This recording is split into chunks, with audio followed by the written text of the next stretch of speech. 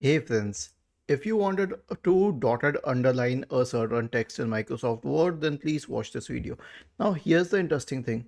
So earlier, whenever we learned Microsoft Word, we always knew that at the home tab itself, we have these three options of bold, italic, and underline.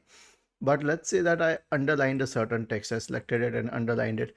This would be a firm line under it, okay? But if I wanted a dotted line, I would simply select the text under which I wanted the line to be dotted, click on this and select amongst the many other underlining options that I have. One of them is the dotted underline.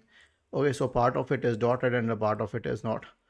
I will remove the underline, I'll select a part of it, then I will straight away use the dotted underline so that you can see what it looks like. You obviously have many other options, like more underlines will obviously have many other options, and we can make the dots thicker or the dots smaller, or we can change its consistency, etc. But that's up to you. This is the basic procedure for using the dotted underline in Microsoft Word. Was this helpful? If yes, then please subscribe to the channel. If not, then let us know in the comment section of the video on how we could help you further. Thank you for watching this video and have a nice day.